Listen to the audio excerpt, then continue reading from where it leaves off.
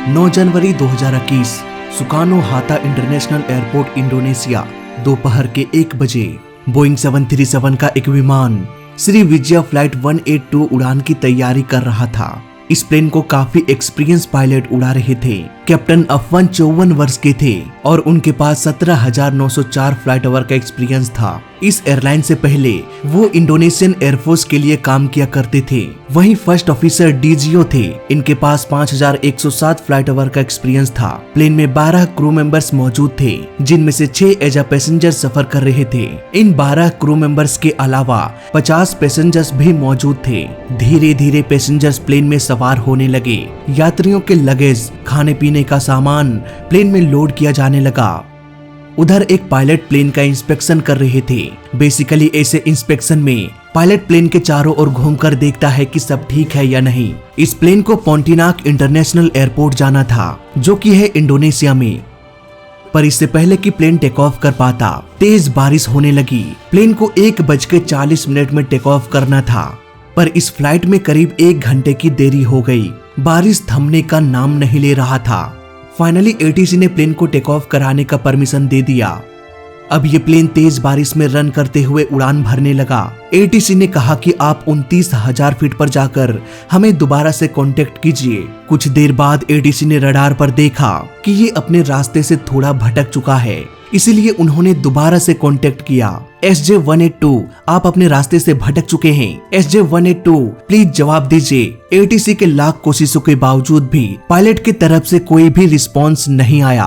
अभी ये प्लेन करीब 10,000 फीट के एल्टीट्यूड पर उड़ रहा था और इसका एल्टीट्यूड लगातार बढ़ता जा रहा था। एटीसी ने कहा कि स्टॉप क्लाइंबिंग, आप उसी एल्टीट्यूड पर बने रहें। लेकिन अचानक से सब कुछ बदल गया। एटीसी ने अपने रडार पर देखा कि ये प्लेन अचानक से नीचे गिरने लगा और कुछ ही सेकंड्स में ये रडार से गायब हो गया। एटीसी लगातार गिरते हुए एल्टीट्यूड को देख रहे थे।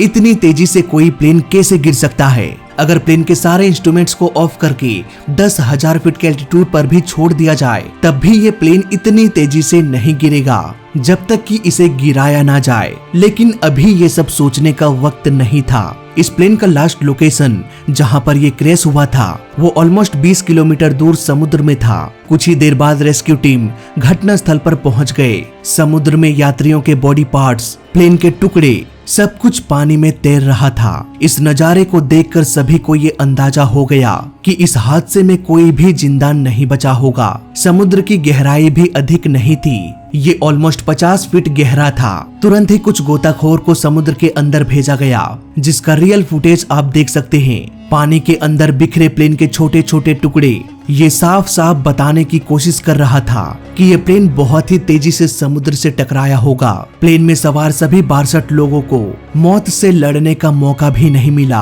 पानी के अंदर फटे हालत में एक कपड़ा मिला। कुछ घंटे बाद एक तस्वीर सोशल मीडिया में वायरल होने लगी, जिसमें एक बच्चा वही ड्रेस पहना हुआ था। प्लेन के टेक ऑफ से पहले उसकी मां ने एयरपोर्ट के सामने तस्वीर लिया था। किसे पता था ये तस्वीर उनके लिए आखिरी तस्वीर बन के रह जाएगी। इस नजारे ने सभी की आंखें नम कर दिया।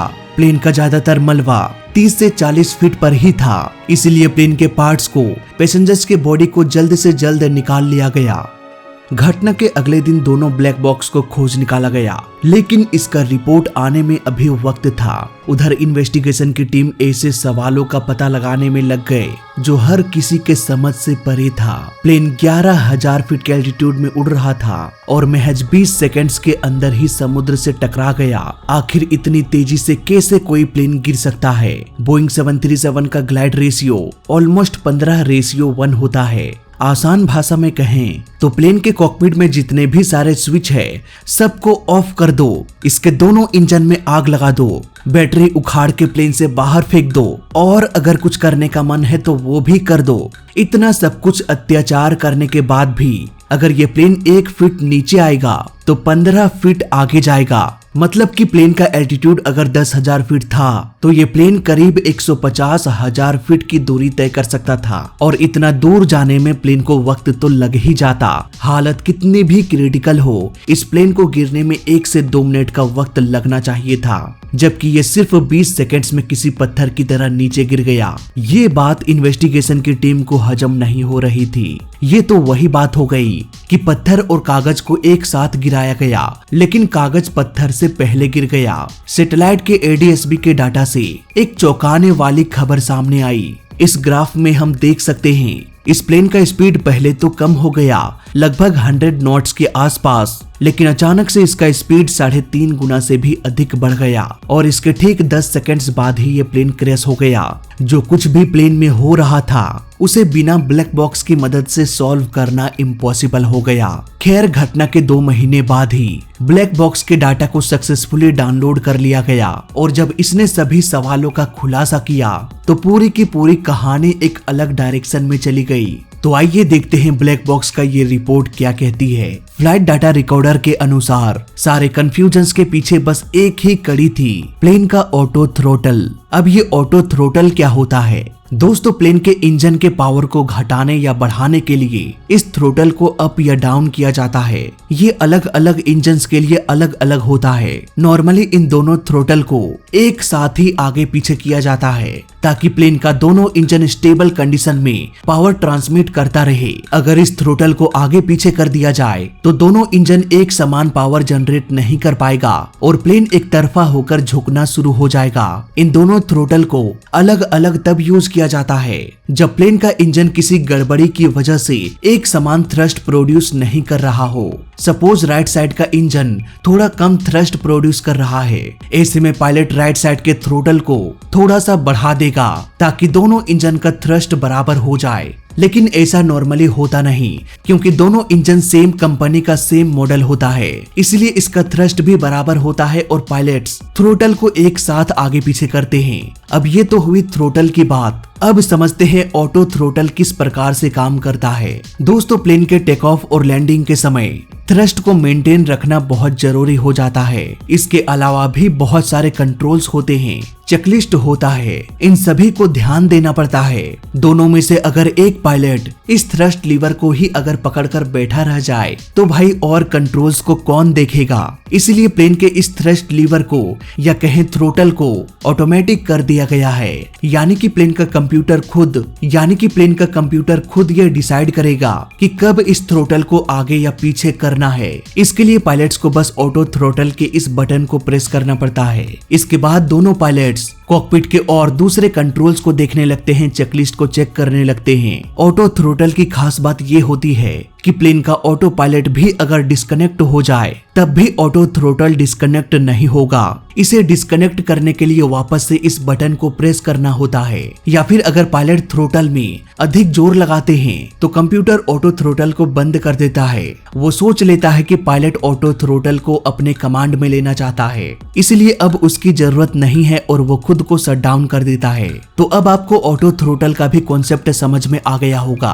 अब वापस से आते हैं फ्लाइट 182 के पास। साल था 2013 जब पहली बार एक पायलट ने इंजन नंबर 2 के थ्रोटल में कुछ गड़बड़ी महसूस किया। इंजीनियरिंग टीम ने इंजन नंबर 2 की सफाई करके फ्लाइट मैनेजमेंट कंप्यूटर में भी चेक किया, पर उन्हें कोई भी फॉल्ट नजर नहीं आया। लेकिन पायलट्स की शिकायतें और बढ़ने लगी। इंजीनियर्स की टीम हर बार की तरह इंजन की जांच करते और उन्हें कोई भी फॉल्ट नजर नहीं आता। शिकायतों का ये सिलसिला 8 सालों तक चलता रहा और इन 8 सालों में इंजीनियर्स की टीम ये पता लगाने में नाकाम रहे कि आखिर गड़बड़ी कहां पर है। फाइनली एयरलाइन कंपनी ने प्लेन के इंजन को ही चेंज कर दिया, इस उम्मीद से कि अब सब कुछ ठीक हो जाएगा, लेकिन वो गलत थे। प्लेन में ये प्रॉब्लम अब भी मौजूद था। पायलट्स ने ये नोटिस किया कि जब जब इन थ्रोटल में प्रॉब्लम होती है तब थ्रोटल नंबर 1 आसानी से मूव हो जाता है, जबकि दूसरा थ्रोटल हार्ड होकर अटक जाता है। कई बार पायलट्स इसे देखते और मैनुअली एक साथ कर देते।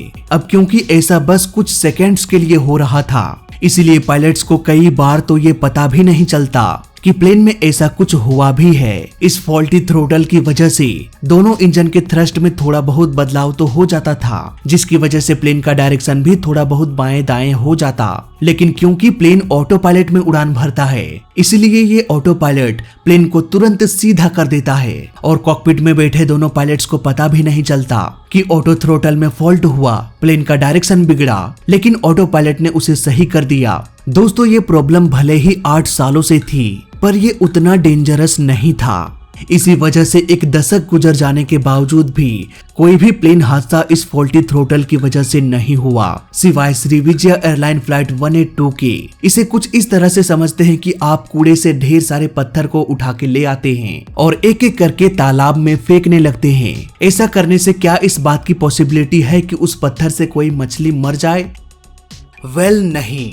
एक तो इतना छोटा सा पत्थर है, इतना धीरे धीरे फेंका जा रहा है और इतना बड़ा तालाब है, कोई चांस नहीं। अगर पत्थर मछली को लग भी जाए तो मछली नहीं मरने वाली। लेकिन अगर मैं कहूँ कि ये पत्थर फेंकने का काम आपको 8 सालों तक करना है, दोस्तों अब आपको 1-2% लग रहा होगा कि नहीं यार मछली मर भी सकती है इतने सालों में। सपोज इन 8 सालों में आपके हाथों में आम पत्थर के जगह कोई नुकीला पत्थर आ जाए, फिर आपने उसे पानी में फेंक दिया। ठीक उसी वक्त कोई मछली उछलकर पानी के ऊपर आया और वो नुकीला पत्थर सीधे मछली के आंख में जाकर लगी और मछली का वहीं पर काम तमाम हो गया। देखो मुझे पता है कि ऐसा सिचुएशन नहीं आने वाला कि नुकीला पत्थर भी मिल जाए, मछली भी उछलकर पानी से बाहर आ जाए और वो पत्थर सीधे मछली के आंख में जाकर लगे। लेकिन ऐसा होना इम्पॉसिबल भी नहीं है। हजारों पत्थर में आपको एक ना एक नुकीला पत्थर मिल जाएगा। मछलियां कई बार उछलकर पानी से बाहर आ जाती है। अगर ये सारे सीक्वेंस मिलकर एक कड़ी में जुड़ जाए तो हाँ मछली मर जाएगी और एक ऐसा काम जो इम्पॉसिबल लग रहा था वो भी पॉसिबल हो जाएगा। कुछ ऐसा ही सीक्वेंस हमें देखने को मिला श्रीविजय एयरलाइन फ्लाइट 182 में। इसका क्रैश होना इम्पॉसिबल था। यही वजह है कि ये 8 सालों तक फॉल्टी ऑटो थ्रोटल के साथ उड़ान भरता रहा। 9 जनवरी 2021 को कुछ ऐसी इम्पॉसिबल कड़ियां एक साथ जुड़ गई जो इस प्लेन को क्रैश कराने वाला था। टेक ऑफ के बाद एटीसी ने कहा कि 29,000 फीट पर जाकर मुझे इन्फॉर्म कीजिए। प्लेन टेक ऑफ करके ऑटो पायलट में एल्टीट्यूड गेन कर रहा था। ऑटो थ्रोटल प्लेन के स्पीड को मेंटेन कर रहा था। प्लेन में यात्रियों की संख्या कम थी और प्लेन का स्पीड अधिक होने की वजह से ये तेजी से ऊपर की ओर जा रहा था। उसी एयरपोर्ट से एक और प्लेन ने टेक ऑफ किया था, इसलिए एटीसी ने फिर से फ्लाइट 182 को कांटेक्ट किया और कहा कि आप 11,000 फीट के एल्टीट्यूड में बने रहें। अब पायलट ने प्लेन के स्पीड को थोड़ा कम कर दिया। अब ऑटो थ्रोटल ऑटोमेटिकली पीछे आना शुरू हो गया और यहीं पर हो गई गड़बड़ी। राइट साइड का लीवर अचानक से रुक गया जबकि लेफ्ट साइड का लीवर पीछे आता रहा। राइट साइड के लीवर के रुक जाने से राइट साइड का इंजन का थ्रस्ट 91% पर फिक्स हो गया, जबकि लेफ्ट साइड का इंजन का थ्रस्ट कम होते होते 60% पर आ गया। एक समान थ्रस्ट ना मिलने की वजह से प्लेन थोड़ा लेफ्ट की ओर मुड़ने लगा। मौसम की खराबी की वजह से घना कोहरा था। बाहर के नजारे को देखकर ये अंदाजा भी लगाना मुश्किल था कि प्लेन का आखिर पोजीशन क्या है, इसलिए पायलट्स ने इस थोड़े से झुकाव को नोटिस नहीं किया। कैप्टन ऑटो पायलट में कमांड डाल रहे थे, उधर को पायलट एटीसी से बात कर रहा था। उधर राइट साइड का लीवर अभी भी अटका हुआ था। प्लेन का राइट इंजन अभी भी 91% थ्रस्ट जनरेट कर रहा था। उधर प्लेन का ऑटो थ्रोटल प्लेन के स्पीड को कम करने के चक्कर में राइट साइड के थ्रोटल को वो नीचे कर पाया नहीं, क्योंकि वो अटक चुका था। इसलिए उसने लेफ्ट साइड के थ्रोटल को और कम कर दिया। अब प्लेन के दोनों इंजन के थ्रस्ट में बहुत बड़ा डिफरेंस हो गया। एक इंजन का पावर 91% था, वहीं दूसरे इंजन का पावर लगभग 40%। इतने बड़े डिफरेंस की वजह से प्लेन और भी तेजी से लेफ्ट की ओर झुकने लगा। दोनों में से किसी भी पायलट्स की नजर अटके हुए थ्रोटल पर नहीं गई। अब दोनों के थ्रस्ट में बहुत बड़ा डिफरेंस हो गया, जिससे प्लेन लेफ्ट की ओर मुड़ना शुरू हो गया। अब ऑटो पायलट ने ये सेंस कर लिया कि प्लेन लेफ्ट की ओर मुड़ रहा है, इसलिए वो प्लेन को सीधा करने में लग गया। इसके लिए प्लेन के ऑटो पायलट ने प्लेन के योक को राइट की ओर मोड़ दिया। ये योक कनेक्टेड होता है प्लेन के एलिरॉन से। ये एलिरॉन्स प्लेन के झुकाव को सीधा कर सकता था, लेकिन ऑटो पायलट की भी एक सीमा होती है। ये 19% से अधिक एलिरॉन्स यूज नहीं कर सकता। इट मीन्स अगर प्लेन थोड़ा सा झुका है तो ऑटो पायलट उसे सीधा कर देगा, लेकिन अगर प्लेन ज्यादा झुक जाए तो प्लेन का योक 19% पर ही अटक जाएगा। बात करें फ्लाइट 182 की तो ये लगभग 37 डिग्री लेफ्ट की ओर झुक चुका था और इतने अधिक झुकाव को ऑटो पायलट सीधा नहीं कर सकता था। यहाँ पर जल्द से जल्द दोनों में से किसी एक पायलट को मैन्युअली योक का इस्तेमाल करके प्लेन को सीधा करना चाहिए था और अटके हुए थ्रस्ट लीवर को सीधा करना चाहिए था, लेकिन अब तक भी इन दोनों पर किसी का ध्यान नहीं गया और फाइनली कॉकपिट में एक अलार्म बजना शुरू हो गया। बैंक एंगल, यानी कि प्लेन एक तरफ झुक चुका है। इसके बाद आगे क्या हुआ इसे हमें थोड़ा प्रैक्टिकली समझना पड़ेगा। सपोज आप एक पायलट हैं, प्लेन बादलों के बीच फ्लाई कर रहा है, बाहर कुछ भी दिखाई नहीं दे रहा, आप ऑटो पायलट सेट करने में बिजी हो, नीचे के इंस्ट्रूमेंट्स में आपका ध्यान नहीं है, तभी एक अलार्म बजता है बैंक एंगल, यानी कि प्लेन झुक चुका है, जल्दी से जल्दी कोई एक्शन लो। आपने सामने देखा प्लेन का योक राइट की ओर झुका हुआ है, यहाँ पर आपका इनिशियल रिएक्शन क्या होगा? आप तुरंत ही प्लेन के योक को पकड़कर लेफ्ट की ओर मोड़ देंगे ताकि प्लेन का ये झुकाव सीधा हो जाए। फ्लाइट 182 के पायलट ने भी ऐसा ही किया, लेकिन पायलट को ये पता नहीं था कि प्लेन लेफ्ट की ओर झुका था और ऑटो पायलट प्लेन के योक को राइट की ओर मोड़ रहा था। लेकिन 19% के लिमिटेशंस की वजह से ऑटो पायलट प्लेन के योक को मोड़ नहीं पा रहा था। यहाँ पर अगर पायलट प्लेन के योक में जोर लगाकर राइट की ओर मोड़ता तो ऑटो पायलट डिस्कनेक्ट हो जाता और प्लेन का झुकाव सही हो जाता। लेकिन पायलट ने यहाँ पर गलत समझ लिया, उन्हें लगा कि प्लेन का योक राइट की ओर झुका है तो प्लेन भी राइट की ओर ही झुका होगा, जबकि ये लेफ्ट साइड की ओर झुका था। इसीलिए उन्होंने प्लेन के योक को ठीक उसी ओर मोड़ दिया जिस डायरेक्शन में प्लेन झुका था। यही वजह है कि प्लेन का झुकाव अचानक से बढ़ गया। प्लेन का नोज धरती की ओर पॉइंट करते हुए नीचे गिरने लगा और कुछ ही सेकंड्स में ये क्रैश हो गया। एक छोटी सी गलती की वजह से इतना बड़ा हादसा हो गया। इन्वेस्टिगेशन की टीम ने ये पाया कि इस हादसे के पीछे बहुत सारे कारण थे। मेंटेनेंस टीम ने फॉल्टी ऑटो थ्रोटल को आइडेंटिफाई नहीं कर पाया और इसी तरह से 8 सालों तक ये प्लेन उड़ान भरता रहा। पायलट्स प्लेन के इंस्ट्रूमेंट्स को प्रॉपरली मॉनिटर नहीं कर रहे थे, वो बाहर के नजारे को देख भी नहीं पा रहे थे। अगर देख लेते तो शायद उन्हें ये एहसास हो जाता कि प्लेन एक तरफ झुका हुआ है। पायलट्स के लगातार कंप्लेंट्स के बाद भी इस प्लेन को 8 सालों तक उड़ाया गया। मुझे लगता है इस प्लेन को ग्राउंडेड कर देना चाहिए था जब तक कि उन्हें पता न चल जाए कि आखिर प्लेन के ऑटो थ्रोटल में क्या प्रॉब्लम हो रही थी। इन्वेस्टिगेशन की टीम दावे के साथ ये नहीं कह सकती कि आखिर 8 सालों से प्लेन के उस ऑटो थ्रोटल में हो क्या रहा था। क्या ऐसा दूसरे प्लेन में भी हो सकता है? वेल, ऐसा हो सकता है। दोस्तों, इस तरह से फॉल्टी इंस्ट्रूमेंट्स का पता लगाने के लिए प्लेन में हो रहे कंप्लेंट्स को देखा जाता है। अगर बार बार किसी प्लेन के इंस्ट्रूमेंट्स में कोई गड़बड़ी देखी जा रही है और उसे मेंटेनेंस के बाद भी सही नहीं किया जा रहा, उस फॉल्टी इंस्ट्रूमेंट्स के बाद भी प्लेन को उड़ाया जा रहा है, तो ये एयरलाइन कंपनी की सबसे बड़ी गलती है। कंप्लेंट्स किए बस इसलिए जाते हैं ताकि जल्दी से जल्दी उसे सॉर्ट आउट कर लिया जाए। ऐसा ही एक प्लेन था Boeing 737 Max. Back to back 2 plane हादसे एक ही फॉल्टी इंस्ट्रूमेंट्स के कारण हुआ और वो था MKS। इस प्लेन क्रैश के बाद पूरी दुनिया में बोइंग 737 मैक्स को ग्राउंडेड कर दिया गया। खैर, इस वीडियो में अभी तक के लिए बस इतना ही। मैं मिलता हूँ आपसे किसी और वीडियो में, तब तक के लिए देखते रहिए और सीखते रहिए। जय हिंद, वंदे मातरम।